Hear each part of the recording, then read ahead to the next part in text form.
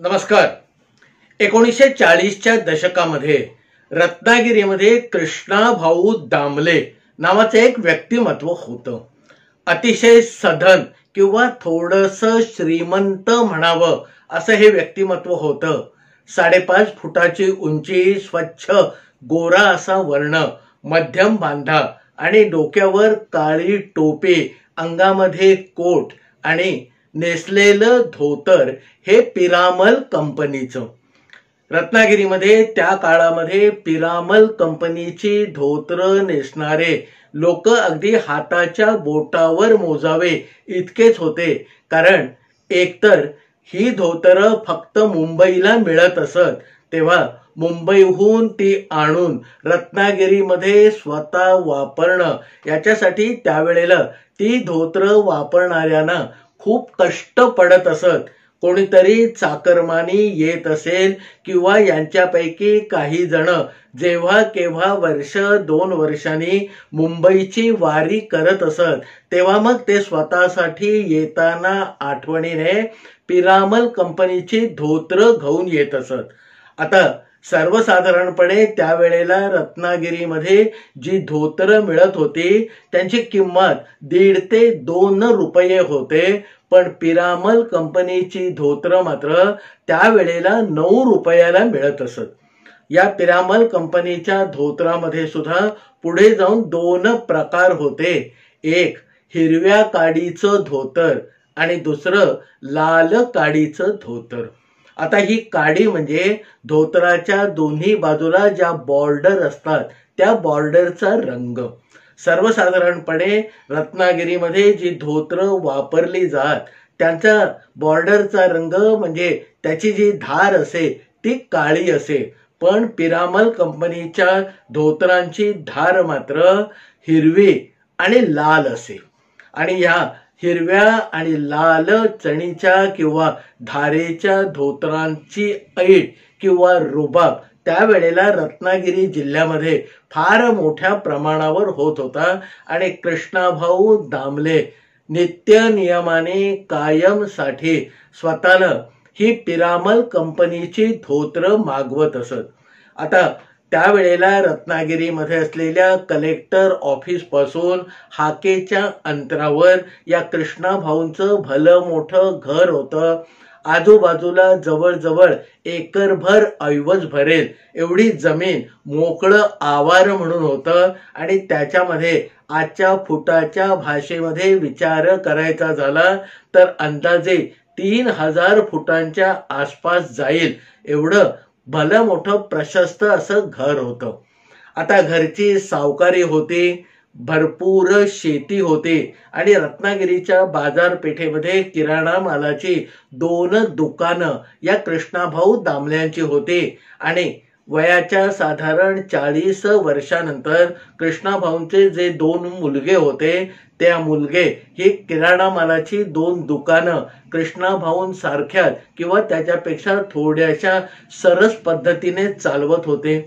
आता शेतीतून येणारं उत्पन्न, सावकारीतून येणारा पैसा आणि किराणा मालाच्या दुकानातून येणारे पैसे यामुळे तशी कृष्णाभाऊंना आणि त्यांच्या परिवाराला कुठच्याही गोष्टीची ददाद म्हणावी अशी काही नव्हती. पण कृष्णाभाऊंचा जो स्वभाव होता तो वरकरणी अतिशय सभ्य, सालस किंवा थोडासा देवभोळा होता. आता आपल्याला जे मी म्हटलं की वरकरणी स्वभाव होता, कारण पुष्कळशा म्हणजे 90% लोकांचं असं एक मत होतं की कृष्णाभाऊ हा अतिशय सरळ मार्गी, सालस, देवभोळा माणूस आहे. पण त्यांना ओळखणारी जी मोजकी माणसं रत्नागिरीमध्ये होती त्यांना मात्र हे कृष्णाभाऊ दामले म्हणजे काय पाणी आहे याची पुरेपूर कल्पना होती. आणि त्या ओळखणाऱ्या लोकांमध्ये या कृष्णाभाऊंच्या अगदी जवळच्या मित्रामध्ये सामील होणारं एक नाव होतं, ते म्हणजे सुधाकर साने. सुधाकर साने त्यावेळेला रत्नागिरीतल्या हायस्कूलमध्ये मास्तरची नोकरी करत होते. फावल्या वेळामध्ये शिकवण्या घेत होते आणि कोणत्या ना कोणत्या कारणामुळे किंवा केवळ दैव योगाने कृष्णाभाऊंसारख्या अतिशय श्रीमंत म्हणाव्या अशा माणसाशी या सुधाकर सान्यांचा चांगल्यापैकी स्नेह जमलेला होता. कृष्णाभाऊंच्या मित्रमंडळीमध्ये हे सुधाकर साने, बोकील नावाचे डॉक्टर, पाटणकर नावाचे वकील आणि केशव कुलकर्णी हे जे त्यावेळेला कलेक्टर ऑफिसमध्ये काम करत होते मोठ्या हुद्द्यावर, त्यांची उडबस या कृष्णाभाऊ दामल्यांच्या घरी कायम होत असे. मित्रांचा गप्पांचा अड्डा जमत असे. त्याच्यामध्ये अनुभवांची देवघेव, गोळाबेरी, त्याच्यावर मतांतर सातत्याने होत असत. पण मगाशी सांगितल्याप्रमाणे वरकरणी साधा सालस वाटणारा हा कृष्णाभाऊ मात्र कसा अंतर्यामी आहे याची जाणीव या सुधाकर सान्यांना पक्की होती. आता दुसऱ्याला हरभऱ्याच्या झाडावर चढवून किंवा त्याच्याबद्दल लोकांमध्ये त्याच्या समोर चार गोष्टी चांगल्या बोलून मग आपल्या अंतरीच्या नाना कळांपैकी एक कळा बाहेर काढून या वेळेला त्या कृष्णाभाऊंच्या डोक्यामध्ये त्या माणसाकडून जे काम साधून घ्यायचं असे ते नेमकेपणाने हे कृष्णाभाऊ योग्य पद्धतीने त्याला न दुखावता साधून घेत असत. आता त्यावेळेला त्यांचे जे केशव कुलकर्णी नावाचे मित्र होते आणि जे कलेक्टर ऑफिसमध्ये काम करत असत, त्यांच्याकडे कधी मधी 2-4 महिन्यांनी हे कृष्णभाऊ लकडा लावत असत की केशव दादा, तुमच्या हपिसातले एक 10-5 पाकिट मला आणून द्या हो. आता केशव कुलकर्णी त्यावेळेला कलेक्टर ऑफिसमध्ये एवढ्या मोठ्या हुद्द्यावर होते की कृष्णाभाऊंसाठी 2-4-10 पाकिट ऑफिसमधनं सहजपणे उचलून कृष्णाभाऊंना आणून देण्यामध्ये त्यांना कधीही कुठचीही तोशिष पडत नसे. आता कृष्णाभाऊ या केशव कुलकर्ण्यांकडनं ही जी कलेक्टर ऑफिसातली पाकिट मागवत असत आणि ती मागवताना केशव दादांना नेहमी एक कारण सांगत असत की नेहमीची पोस्टाची जी पाकिट असतात त्यांचा कागद अतिशय मिळमिळीत असतो. त्यामुळे आपण आपले कागदपत्र त्याच्यामध्ये घालून ती बंद करून जरी पोस्टामध्ये टाकली तरी लांबच्या प्रवासाला गेलेली ही पाकिट जाता पुरती खिळखिळीत होऊन जातात. असं काहीच एक गणित कृष्णाभाऊने या केशव दादांना सांगण्यासाठी बसवून ठेवलेलं होतं. दरवेळेला कृष्णाभाऊ या केशव दादांना सांगत की बाबा, पोस्टातली पाकिट मिळमिळीत असतात म्हणून तुमच्या कलेक्टर ऑफिसची जी जाड कागदाची सरकारी कागदपत्रांची देवघेव करण्यासाठी असलेली पाकिट आहेत त्यातली 2-5 पाकिट मला आणून द्या. आता खरं तर कृष्णाभाऊंचा अंतस्थ हेतू असा होता की कलेक्टर ऑफिसमधनं जी पाकिट केशव दादा यांना आणून देत असत त्याच्यावरती मोठ्या अक्षरामध्ये एक ओळ छापलेली असे, भारत सरकार सेवार्थ, फॉर गव्हर्नमेंट ड्युटी. आणि त्यावेळेला कलेक्टर ऑफिसमधनं कलेक्टरांच्या कार्यालयाच्या पत्रव्यवहाराच्या मिशाने जी ही पाकिट पोस्टामध्ये टाकली जात असत त्यामुळे सरकारी कामाची असलेली ती पाकिट त्यांना वेगळं पोस्टेज लावायला लागत नसे. कृष्णाभाऊ दामल्यांचा अंतस्थ हेतू हा होता की केशवरावांनी दिलेल्या पाकिटामध्ये आपण आपली पत्र बंद करून पोस्टाच्या पेटीत टाकली की त्याला त्यावेळेला जे 2-4-5 पैशाचे स्टॅम्प लावायला लागत असत ते लावायची गरज नाही. आणि 2-4-10 नव्हे 5-50 वेळेला कृष्णाभाऊने हा अनुभव घेतलेला होता. त्याने कुठच्याही प्रकारचा स्टॅम्प म्हणजे पोस्टाचं तिकीट न लावता केशवदादांनी दिलेल्या या पाकिटामध्ये आपली खाजगी पत्र भरून पाठवली होती आणि मुंबई, पुणे, अगदी साताऱ्यापर्यंत ज्या ज्या माणसाला ती पत्र पाठवली होती ती त्याच्यापर्यंत पोहोचलेली होती. केशवदादांना याचं इंगित कधीही कळलं नाही आणि केशवदादा जोपर्यंत त्या कलेक्टर ऑफिसमध्ये नोकरीवर होते तोपर्यंत नियमाने केशवदादांना कृष्णाभाऊंनी सांगितल्यावर ही 5-10 पाकिटं कृष्णाभाऊंच्या घरी येऊन पडत असत. तसंच कृष्णाभाऊंची स्वतःची आंब्याची 100-150 झाडं होती, पण ते सगळे आंबे उतरवून पेट्या बनवून विकायचा शिरस्ता या कृष्णाभाऊंचा होता. आणि घरातल्या लोकांना जेव्हा आंबे खावेसे वाटत आणि अशी बुणबुण त्यांच्या सुना, मुलं किंवा नातवंड किंवा त्यांची बायको, कृष्णाभाऊंची बायको जेव्हा करत असे, तेव्हा मग कोट टोपी घालून कृष्णाभाऊ रत्नागिरीच्या रस्त्यावरनं फिरायला बाहेर पडत. कुणाच्या आमराईमध्ये तयार झालेले आंबे आहेत ते निरखून ठेवत आणि मग काही ना काही मिशाने त्या आमराईच्या मालकाला गाठून त्याला सांगत असत की बाबा, या वर्षीचे तुझे सगळे आंबे बहुतेक आंबट चिंबट निघणार आहेत. आता तो मालक असे, त्याला कृष्णाभाऊ म्हणजे साक्षात दैवत असे. तो कृष्णाभाऊंना सांगत असते की नाही हो भाऊ, आम्ही याच्यातले 2 डझन 3 डझन आंबे मागच्याच आठवड्यामध्ये घरी कापून खाल्ले, अतिशय गोड आणि मधुर फळ आहे. तरी कृष्णाभाऊंचा त्यावर काही विश्वास बसत नसे आणि मग अरे तुला आंबट आणि गोड काही कळतच नाही असं म्हणून कृष्णाभाऊ तिथून आपल्या घरी येत असे. आता कृष्णाभाऊंना आपल्या आमराईतले आंबे आंबट वाटत हे त्या आमराईच्या मालकाला कुठेतरी ठुसठुसायला लागे आणि मग पुढच्या 2-4 दिवसामध्ये डझनाच्या हिशेबामध्ये नव्हे तर शेकड्याच्या हिशेबामध्ये आंबे काढून एका मोठ्या परडीमध्ये भरून तो आमराईचा मालक या कृष्णाभाऊंकडे पोचते करत असे आणि मग ते आंबे खाऊन घरातली माणसं तृप्त होत असत. मगाशी सांगितल्याप्रमाणे वर करडी सालस वाटणारे आमचे हे कृष्णाभाऊ अशा पद्धतीचा व्यवहार राखून होते. कृष्णाभाऊ तसे काही फार फिरस्ता माणूस नव्हता. त्यांच्या परिवारातलं कोणीही कधीही रत्नागिरी सोडून बाहेर गेलेलं नव्हतं. पण एक दिवस अचानक कृष्णाभाऊंच्या मनामध्ये आलं की आता बरीच वर्ष झाली आपण कुठे देवदर्शनाला गेलेलो नाही आणि म्हणून मग देवदर्शनाला कुठे बरं जाता येईल असा एक विचार मोकळ्या फावल्या वेळामध्ये कृष्णाभाऊ आपल्या मनाशी करायला लागले.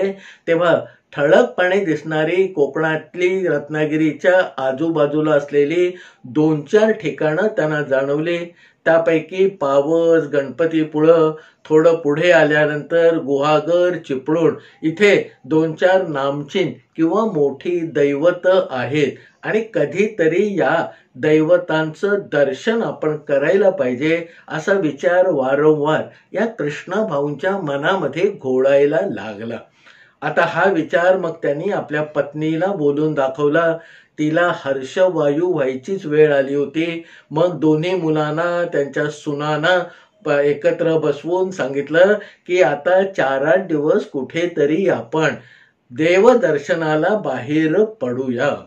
घरातल्या सगळ्या माणसांनी कृष्णाभाऊंचा हा विचार एकदम उचलून धरला आणि दुसऱ्या दिवसापासून कुठे जायचं, कसं जायचं, काय न्यायचं, काय करायचं याच्या सगळ्या चर्चा कृष्णाभाऊंच्या समोर आणि कृष्णाभाऊ घरात नसताना त्या कुटुंबामध्ये रंगायला लागल्या. आता देवदर्शनाला जायचं झालं म्हटल्यावर तिथे काय काय अर्पण करायचं याचीही यादी कृष्णाभाऊंनी आपल्या परीने आपल्या मनामध्ये जमा करायला सुरुवात केली. आणि मग एक दिवस बोकील डॉक्टर त्यांच्याकडे गप्पा मारायला आलेले असताना या बोकील डॉक्टरांकडे या कृष्णाभाऊंनी विषय काढला की डॉक्टर, तुमची सुशी मुंबईला असते ना हो. डॉक्टरांची मुलगी खरोखरच लग्न होऊन सुशी ती मुंबईला स्थायिक झालेली होती. गिरगावामध्ये एका चाळीमध्ये 2 खोल्यांचं बिऱ्हाड मांडून आपल्या नवऱ्या आणि मुलाबरोबर सुखाने संसार करत होती. आणि त्यावेळेला तिचा नवरा त्या वेळच्या चांगल्या परिस्थितीमध्ये असावा असं वारंवार या बोकील डॉक्टरांच्या बोलण्यामधून येत असे आणि ते कृष्णा भाऊनी आपल्या कानात आणि मनात साठवून ठेवलेलं होतं. आता बोकील डॉक्टरांच्या समोर या कृष्णा भाऊनी सुशीचा विचार काढल्यानंतर बोकील डॉक्टर बोलायला लागले. अहो, गिरगावामध्ये ती असते, अमुक अमुक चाळीमध्ये अमुक अमुक नंबरची खोली आहे. तिच्या नवऱ्याला मागच्याच वर्षी प्रमोशन मिळालं, त्याचा पगार एवढा एवढा वाढला. मग त्या खुशीमध्ये अगदी त्याने त्रिस्थळी यात्रा म्हणजे काशी विश्वेश्वराचं दर्शन पण ही सुशी आणि तिचा नवरा मुलांना घेऊन करून आलेले आहेत. एवढं सगळं हे सुशीचं वर्णन बोकील डॉक्टराने कृष्णा भाऊंच्या पुढे केल्यानंतर मग कृष्णा भाऊने हो हो हा हा करून सगळं तो विषय तिथे हळूहळू संपवत नेला. आणि बोकील डॉक्टराने सुशीचा जो पत्ता सांगितला होता तो मात्र त्यांनी पक्का लक्षात ठेवला होता. त्याच्यानंतर 4 दिवसांनी आपल्या मेजावर म्हणजे डेस्कवर बसून या सुशीच्या नवऱ्याच्या नावाने कृष्णा भाऊनी एक पत्र लिहायला घेतलं. त्याच्यामध्ये सुशीला आशीर्वाद दिले, मुलांची चौकशी केली, त्या मिळालेल्या प्रमोशन बद्दल तिच्या नवऱ्याचं अभिनंदन केलं. त्याच्यानंतर तिला मोठ्या प्रेमाने विचारलं की मागची 2 वर्ष मे महिन्यामध्ये तू काही रत्नागिरीमध्ये माहेरपणाला आलेली नाहीस. या वर्षी आता काही झालं तरी तू या मे महिन्यामध्ये माघारपणाला नक्की यायचं आहे. आणि तुझ्यासाठी मी सुपर, रोवळ्या, केरसुण्या हे सगळं खास खास माणसांकडून बनवून घेतलेलं आहे. आणि काही झालं तरी याच्या पुढे मी बनवलेली सुपर, रोवळ्या आणि केरसुण्या याच तुझ्या संसारामध्ये मला तुझ्या खोलीमध्ये दिसायला पाहिजेत. आणि मग एवढं सगळं फुलोरासारखं फुलून आलेलं पत्र अर्ध्यावर आल्यानंतर मग या कृष्णा भाऊने पुढच्या 2 ओळीमध्ये लिहिलं की मुंबईला पिरामल कंपनीची धोत्र चांगली मिळतात आणि आता आम्हाला देवदर्शनाला जायचं आहे. तिथे वाहण्यासाठी 4 जोड्या म्हणजे 8 धोत्र तुला शक्य झाली तर जाणाऱ्या येणाऱ्या कुणाबरोबर तरी पाठवून देशील का? तुला सहज जमलं तरच हे काम कर असं लिहून मग खाली परत एकदा सगळ्यांना आशीर्वाद लिहून कृष्णा भाऊनी ते पत्र संपवलं. आणि केशवदादाने कलेक्टर ऑफिसमधून दिलेल्या लखोट्या, सरकारी लखोट्यामध्ये ते घालून बंद करून नेहमीच्या शिरस्त्याप्रमाणे त्याला पोस्टाचे स्टॅम्प न लावता पोस्टाच्या पेटीत टाकून दिलं. 4-8 दिवसांनी ते पत्र सुशीला मुंबईला पोहोचलं. कृष्णा भाऊनी पत्र पाठवलं, आपली चौकशी केली. याचंच तिला अप्रूप आणि अपरंपार असं आनंदाचं ठेवा मिळाल्यासारखं झालं. तिने चाळीमध्ये आजूबाजूच्या खोल्यामध्ये फिरून फिरून सगळ्यांना ते पत्र दाखवलं, स्वतः सगळं वाचून दाखवलं. रात्री नवरा आल्यानंतर नवऱ्याला ते पत्र दाखवलं. नवऱ्यालाही आनंदाचं भरतं आलं. आणि मग नवऱ्याने लगेचचा जो रविवार आला त्या रविवारी वेळात वेळ काढून गिरगावातून उठून शहाडे आठवले नावाच्या दुकानामध्ये जाऊन पिरामल कंपनीचे 8 धोत्र खरेदी केले. आणि मग मुंबईला जा-ये करणाऱ्या त्याच्या एका माहितगार माणसाकडून पुढच्या 15-20 दिवसामध्ये कृष्णा भाऊंसाठी रत्नागिरीला ती 8 धोत्र रवाना केली.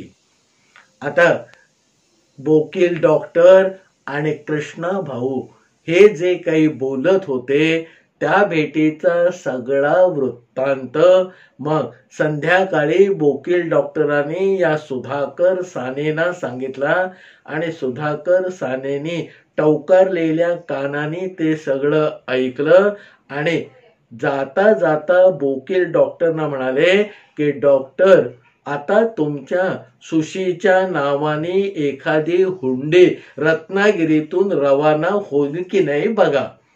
आता वकील डॉक्टर हे सरळ मार्गी होते, त्यांना कृष्णा भाऊ सुद्धा सरळ मार्गीच वाटत होते.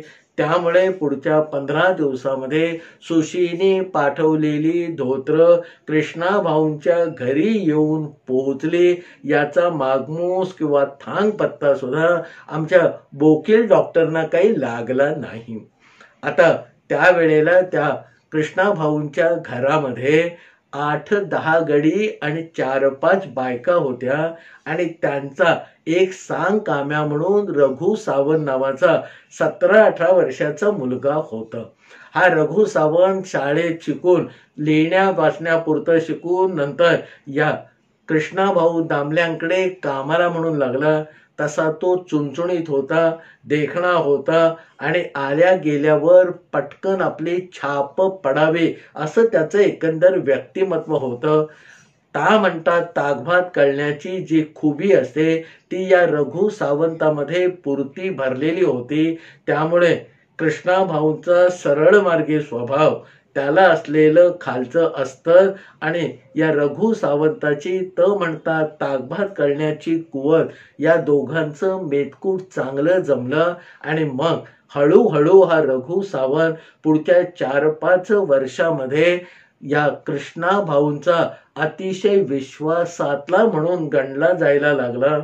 गावात कुणालाही माहीत नसलेल्या, आपल्या कुटुंबालाही न सांगितलेल्या गोष्टी म्हणजे खरं तर व्यवसायाच्या धंद्याच्या गोष्टी हे कृष्णा भाऊ या रघु सावंताबरोबर अगदी आपुलकीने किंवा कुजबूज या स्वरूपामध्ये कायम बोलत असत. रघु सावंताचंही असं होतं की हा कृष्णा भाऊ जे आहेत ते माझ्यावर खूप विश्वास ठेवतात, माझ्याशिवाय इकडची काडी तिकडे केलेली त्यांना काही चालत नाही. आणि या एकंदर आवरणामुळे हा रघु सावंत जीव तोड अशी मेहनत या कृष्णा भाऊंसाठी करत असे. केवळ कृष्णा भाऊंसाठीच नव्हे तर त्यांच्या सगळ्या परिवारासाठी सकाळपासून अगदी रात्र होईपर्यंत हा खऱ्या अर्थाने झटत असे.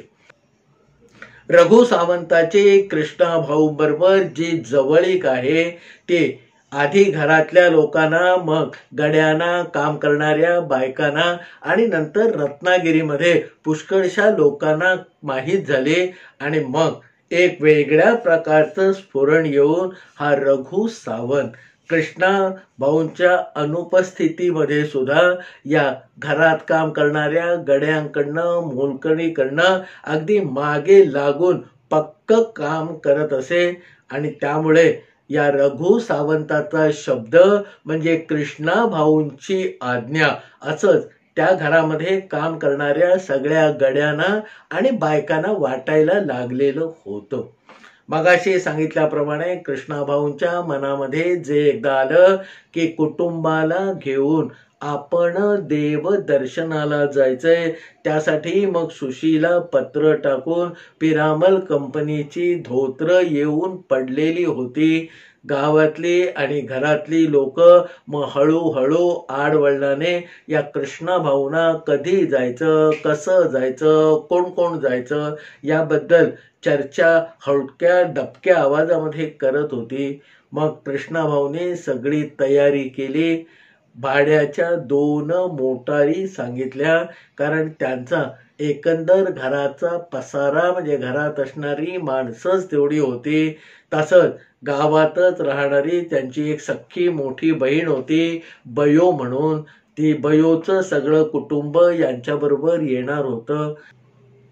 आता बयोचं कुटुंब आणि कृष्णा भाऊंचं कुटुंब हे सगळं देवदर्शनाला 4-8 दिवस जाणार हे नक्की झालं.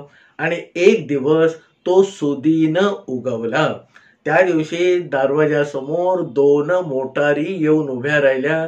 झकपक कपडे घातलेली सगळी माणसं एक एक करून त्या मोटारीमध्ये जाऊन बसले. मग एवढ्या सगळ्या माणसांचं 4-8 दिवसाला लागणारं सामान म्हणजे जवळजवळ 18-20 डाग एवढं सामान त्या मोटारीच्या मागे आणि थोडंसं टपावर चढवलं गेलं. आणि मग कृष्णा भाऊने रघु सावंताला घेऊन आपलं माझघर गाठलं.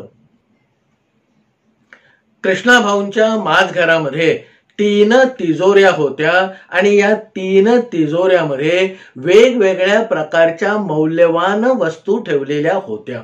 आता पहिल्या तिजोरीमध्ये रोजच्या व्यापारातून येणारे पैसे, सावकारीचं येणारं व्याज हे सगळं ठेवलेलं होतं. आणि दुसऱ्या तिजोरीमध्ये घरातल्या सगळ्या बायका मुलांचे म्हणजे 2 सुना, आपली पत्नी, नातवंड यांचे सगळे सोन्याचे, रुपयाचे, हिऱ्याचे दागिने ठेवलेले होते. आणि तिसऱ्या तिजोरीमध्ये त्यांची जी सगळी गावोगाव पसरलेली जमीन होती त्या जमिनीची कागदपत्र होते आणि गहाणवटीची म्हणजे सावकारी दस्तावेज असे त्या तिसऱ्या तिजोरीमध्ये ठेवलेले होते. या 3ही तिजोऱ्यांना अंगची अशी भलभक्कम कुलप होती आणि या 3ही तिजोऱ्यांच्या सगळ्या चाव्या या कृष्णा भाऊंच्या जानव्याला कायम लावलेल्या असत.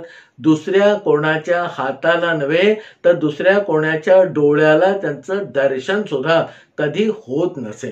जेव्हा सणासुदीचे दिवस असत तेव्हा कृष्णा भाऊ आपल्या दोन्ही सुना आणि बायकोला समोर बसवून मधली तिजोरी उघडत असत आणि एक एक डाग त्याची नोंद करून सुनेकडे बायकोकडे देत असत की या पाटल्या, या बांगड्या, हे तोडे, हे तुझं, हे तुझं.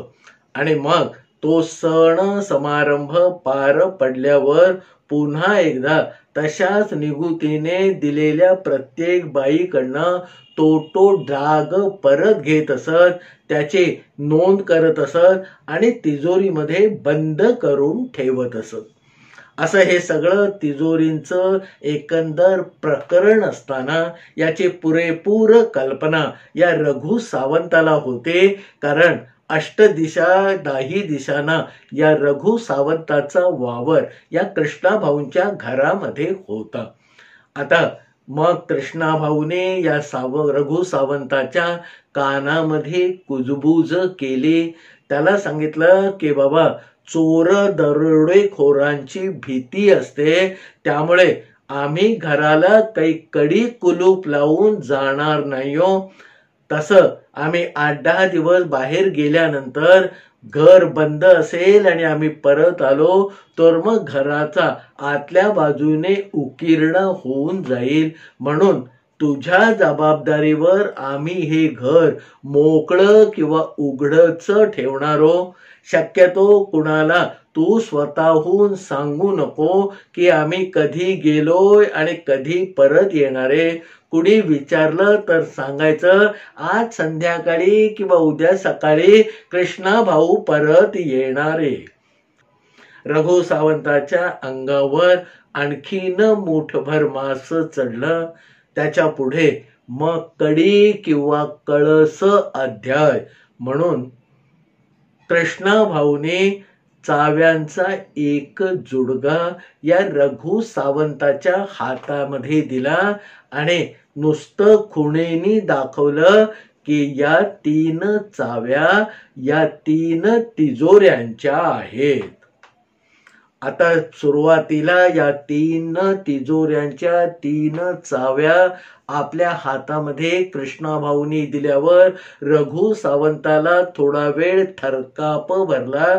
पण नंतर सगळं अवसान एकत्र करून केवळ घरादाराचीच नव्हे तर या तिजोऱ्यांची जबाबदारी सुद्धा कृष्णा भाऊनी आपल्यावर टाकलेली आहे. हे बघून हे ऐकून हा रघु सावंत कुठेतरी सुखावला. मग परत एकदा देवाला पाया पडून कृष्णा भाऊ दामले घराच्या बाहेर आले आणि मोटारीमध्ये बसून त्या 2 मोटारीमधून हे कुटुंब देवदर्शनासाठी निघून गेलं.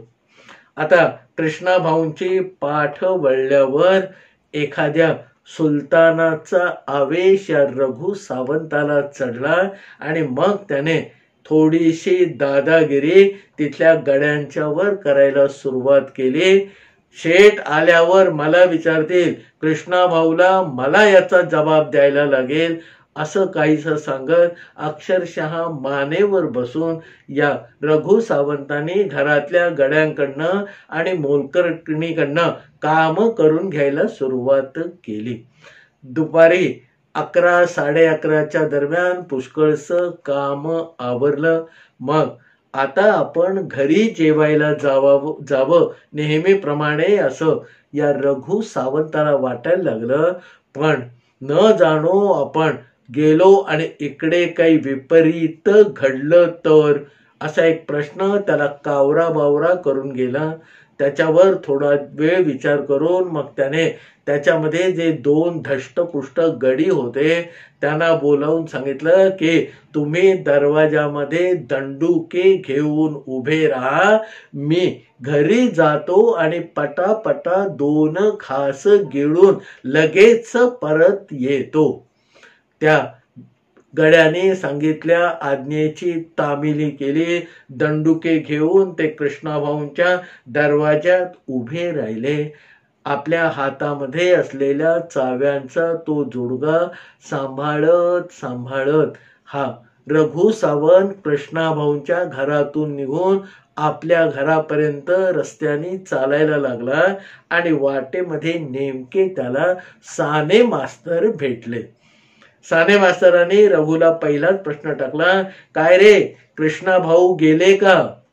आता यानं सांगावं की न सांगावं या दुग्ध्यामध्ये हा रघु सावंत पडला आणि त्याची ती अवस्था बघून हे साने मास्तरच या रघुला म्हणाले, अरे तू घाबरू नको, कृष्णा भाऊनी मला सांगितलंय की 4-8 दिवस ते देवदर्शनाला सगळी जण जाणार आहेत, तेव्हा घराची जबाबदारी तू नीट सांभाळ, एवढंच मला तुला सांगायचंय.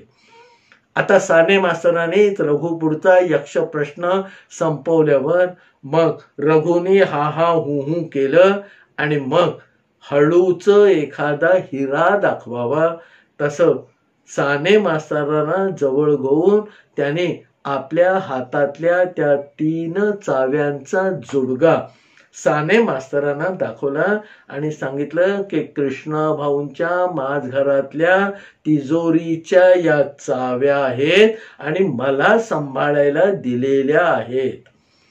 आता साने मास्तर हे ऐकून आणि तो चाव्यांचा जुडगा बघून थोडेसे अवाक झाले आणि मग एकंदर या रघु सावंताचं वय, त्याचा सबंध दिवस होणारा येरधाऱ्यामध्ये हेलपाट्यामध्ये सगळं त्राण निघून जाता जाता याच्याकडून हा चाव्यांचा जुडगा कुठेतरी हरवू नये म्हणून मग या सुधाकर साने मास्तराने या रघु सावंताला एक सूचना केली की बाबा आता तू जेवायला घरी जातोयस तर परत येताना या चाव्या काही तुझ्या बरोबर आणू नको, तू तुझ्या घरातच कुठेतरी लपवून ठेव. रघु सावंताला ही बाब पटली आणि साने मास्तरांना एकदम हुशारकीने हो मास्तर असंच करतो असं म्हणून रघु आपल्या वाटेने निघाला. घरी गेला. एका फडताळामध्ये डबा काढून त्या डब्यामध्ये त्याने त्या चाव्या लपवून ठेवल्या आणि फडताळात तो डबा बंदिस्त करून 2 घास कसे बसे खाऊन रघु सावंत परत कृष्णा भाऊंच्या घरी दाखल झाला. त्याच्यानंतर 4-8 दिवस हा म्हणता गेले आणि एक दिवस दुपारी 4-4:30च्या सुमारास कृष्णा भाऊ आणि बयोचं सगळं कुटुंब व्यवस्थित देवदर्शन करून परत रत्नागिरी मुक्कामी आलं आणि कृष्णा भाऊंच्या दरवाजासमोर त्या 2 गाड्या उभ्या राहिल्या. एकंदर देवदर्शन आणि 4-8 दिवसांचा हा प्रवास अतिशय सुखकारक सुखमय झाला होता हे उतरणाऱ्या सगळ्यांच्या चेहऱ्यावर बघून रघु सावंताला हायसं वाटलं. आणि मग आता सगळी स्थिरस्थावर झाल्यावर त्याने घरातल्या स्वयंपाकणीला सगळ्यांसाठी आपल्या अधिकारामध्ये चहा टाकायला सांगितला. आणि तो चहा गड्याने सगळ्यांना आणून दिल्यावर आता आपलं काम संपलं असं कुठेतरी या रघु सावंताला वाटायला लागलं. आणि मग एका बाकड्यावर हुश्य करत तो बसला. रात्र झाली. रघु आपल्या घरी निघून गेला. दुसऱ्या दिवशी सकाळी येताना आठवणीने फडताळ्यातल्या डब्यात ठेवलेल्या त्या चाव्या म्हणजे किल्ल्यांचा जुडगा त्याने बरोबर घेतला आणि कृष्णा भाऊ दामल्यांच्या स्वाधीन केला. आणि आपल्या डोक्यावरचं मनाचं ओझं उतरलं असं कुठेतरी त्याला वाटून गेलं. आता 2 दिवस आलेला सगळा शीण घालवल्यामध्ये गेले. कृष्णा भाऊ देवदर्शन करून परत आलेले आहेत ही बाब सगळ्या रत्नागिरीला हळूहळू कळले. आणि मग त्यांचं जे मित्रमंडळ होतं त्यांनी एक दिवस संध्याकाळी या कृष्णा भाऊंच्या घरी डेरा टाकला. केशव कुलकर्णी, बोकील, साळसकर, साने मास्तर, पाटणकर असे सगळे आणि यांच्याबरोबर अजून 2-4 मित्र येऊन बसले. आता एवढा मोठा प्रवास सागर संगीतपणे सुखरूपपणे करून आलेल्या कृष्णा भाऊंच्या चेहऱ्यावर एक वेगळ्या प्रकारचं तेज आलेलं होतं. त्या बैठकीमध्ये ते मोठ्या आनंदाने सहभागी झाले. आणि त्यावेळेला फारसं कोणी प्रवासाला जात नसे. त्यामुळे प्रवास करून कोणी माणूस आला की त्याच्या भोवती बसून प्रवासातल्या गमती जमती अनुभव ऐकणं हा पुष्कळशा कोकणातल्या आणि विशेषतः रत्नागिरीतल्या माणसांचा एक आवडता छंद होता. कृष्णा भाऊनी आपल्या मित्रमंडळीमध्ये बसून सगळ्यांना ते प्रवास वर्णन खुलासेवार ऐकवायला सुरुवात केली. मध्ये थोडा विश्राम घेऊन चहा पिणं झालं. परत गप्पांचा ओघ सुरू झाला. आणि मग साने मास्तरांनी फुग्याला टाचणी मारावी अशा पद्धतीने कृष्णा भाऊनं विचारलं की कृष्णा भाऊ, तुम्हाला मी बरीच वर्ष ओळखतो पण तुम्ही इतकं धाडस कराल असं मला कधी काही वाटलं नाही. आता आपण कोणतं धाडस केलं आहे हे कृष्णा भाऊनाच कळेन असं झालं होतं. आणि म्हणून त्याने या सुधाकर साने मास्तरांकडे प्रश्नार्थक मुद्रेने बघायला सुरुवात केली.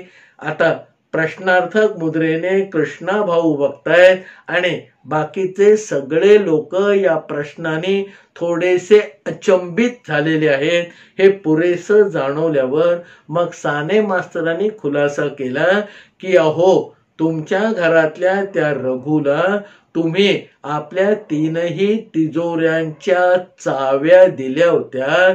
हे धाडस नाही तर काय. कृष्णा भाऊने रघु सावंताला चाव्यांचा जुडगा दिला. हे ऐकल्यावर आजूबाजूची मंडळी अचंबित आणि स्तब्ध झाली. कारण रघु सावंताला आपलं घर सांभाळायला देतील इथपर्यंत अपेक्षा किंवा त्यांच्या मनाची मर्यादा होती. पण कृष्णा भाऊनी आपल्या तिजोरीच्या चाव्या रघु सावंताला देऊन ठेवल्या होत्या ही गोष्ट त्यांच्या कल्पनेच्या ही पलीकडची अद्भुत अशी होती. मग कृष्णा भाऊनी त्या सगळ्याचं क्रेडिट घ्यायला सुरुवात केली. त्याने सांगितलं की कोणावर विश्वास टाकायचा तर पूर्ण टाकला पाहिजे असं अगदी संत तुकारामापासून सगळे सांगतात. रामदास स्वामी सुद्धा मनाच्या श्लोकामध्ये हेच सांगतात. आणि दुसरं म्हणजे एवढ्या मोठ्या प्रवासामध्ये मी माझ्याबरोबर चाव्यांचा जुडगा नेऊन जो कुठे हरवला असता तर मला ते केवढ्याला पडलं असतं, असा उलटा प्रश्न विचारून या सुधाकर साने मास्तरांना गप्प करायचा एक केविलवाणा प्रयत्न कृष्णाभाऊ दामल्यांनी केला आणि त्यांची ही जुगलबंदी जमलेल्या इतर मित्रमंडळींच्या समोर होत होती. तरीही साने मास्तरांच्या मनाचं समाधान झालेलं नव्हतं. मग थोडंसं इकडचं तिकडचं बोलणं कृष्णाभाऊनी सांगायला सुरुवात केल्यावर मध्येच मोका बघून साने मास्तरांनी परत आवाज काढला की, काय हो कृष्णाभाऊ, मला एक गोष्ट खरी सांगा. तुमच्या अनुपस्थितीमध्ये रघु सावंतांनी त्या चाव्या लावून तिजोऱ्या उघडायचा प्रयत्न केला असता तर त्या तिजोऱ्या उघडल्या असत्या का? आता सुधाकर सानेनी बोलता बोलता जी खोच किंवा पाचर मारलेली होती ती फक्त कृष्णाभाऊंच्या लक्षामध्ये आली आणि ते गोरे मोरे झाले. घाईघाईने आपल्या जागेवरून उठून कृष्णाभाऊ सुधाकर सान्यांपर्यंत गेले. त्यांच्या मांडीवर जोरात थाप मारले आणि डोळे मोठे करून गप्प बसा असा इशारा केला आणि तितक्याच लगबगीने पुन्हा आपल्या जागेवर येऊन बसले. साने मास्तरांनी विचारलेल्या प्रश्नाचं उत्तर काय असेल हे आतापर्यंत आपण कृष्णाभाऊंबद्दल जे जे ऐकलं त्याच्यावरून आपल्याला सहज ताडता येईल आणि ते उत्तरच म्हणजे साने मास्तराने टाकलेली गुगली किंवा मारलेली पाचर होती आणि त्याच्यामुळे कृष्णाभाऊ बसल्या जागी गोरे मोरे झाले होते, कारण आपण आपल्या डोक्याने टाकलेला हा डाव कोणाच्या लक्षामध्ये येईल असं कृष्णाभाऊंना स्वप्नातही वाटलं नव्हतं. पण त्यांच्या त्या ठाम विश्वासाला साने मास्तरांनी सहज काडी लावून टाकली होती. सत्य हे कल्पनेपेक्षा अद्भुत असतं.